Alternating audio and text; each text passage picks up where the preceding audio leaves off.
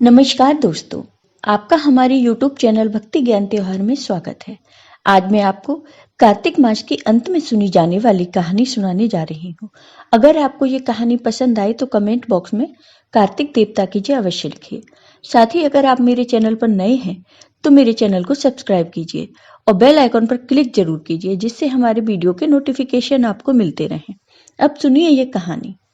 किसी गाँव में एक साहूकार था। उस साहूकार के एक बेटा और बहू भी थे। साहूकार की बहू कार्तिक महीने में कार्तिक स्नान किया करती थी। बहू कार्तिक महीने में सुबह जल्दी उठती और रोज गंगा स्नान करने जाया करती थी। इसका यह नियम था कि वह जल्दी जाते समय किसी भी पराये पुरुष का मुंह नहीं देखती थी। उधर एक राजा का बेटा भी सुबह सुबह गंगा स्नान करने के लिए जाता था। जब उस राजा के बेटे को पता चलता है कि उससे पहले भी यहाँ कोई आकर गंगा स्नान करता है तो वह सोच में पड़ जाता है। वह सोचता है कि मैं इतनी सुबह स्नान के लिए आता हूँ, फिर ऐसा कौन है जो मुझसे पहले गंगा स्नान करके जाता है। समय बीतता जाता है। कार्तिक महीने के सिर्फ 5 दिन ही शेष बचे थे।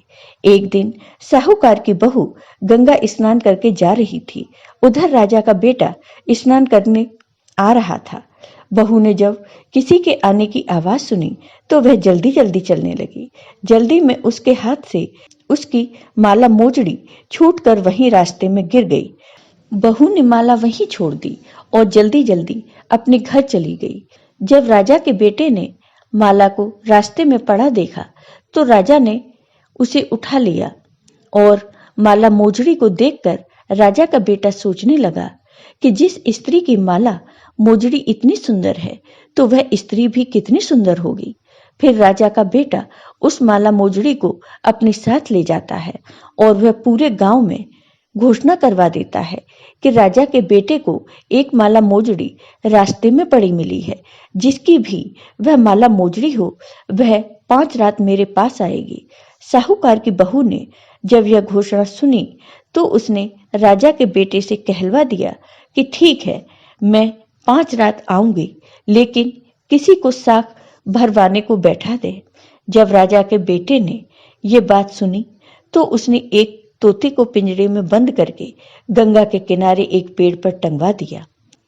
सुबह जब साहूकार की बहू स्नान करने आई और बहू वहां प्रार्थना करने लगी, हे कार्तिक महाराज, हे कार्तिक के ठाकुर, राई दामोदर, पांचों पांडु, छठे नारायण, भीगम राजा, उस पापी को नींद आ जाए।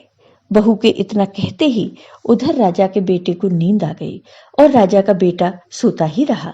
बहू ने गंगा स्नान किया और जैसे ही स्नान करके जाने लगी तो उसकी नजर तोते पर पड़ी। वह तोते के पास गई और तोते से बोली, सुआ सुआ तेरे गल डालूंगी हीरा, मेरी साख रखियो बीरा। सुआ सुआ सुबह तेरे पर घालूंगी नेवर, साख भरियो मेरे देवर। तब उस तोते ने कहा, ठीक है बहन, मैं तेरी साख अवश्य रखूंगा। बहू तोते से यह सब कहकर चली जाती है। उधर राजा के बेटे की नींद टूटती है। वह जल्दी जल्दी उठता है और तोते के पास जाता है। वह तोते से पूछता है, बताओ सुआ, क्या वह आई थी? तोते ने कहा, हाँ वह आई थी। तब राजा के बेटे ने फिर से पूछा, कैसी थी वो? तोते ने कहा, बहुत सुंदर। दूसरे दिन राजा के बेटे ने सोचा, मैं अपनी उंगली काट लेता हूं, जिससे मुझे नींद नहीं आएगी। राजा का बेटा उंगली काटकर लेट गया।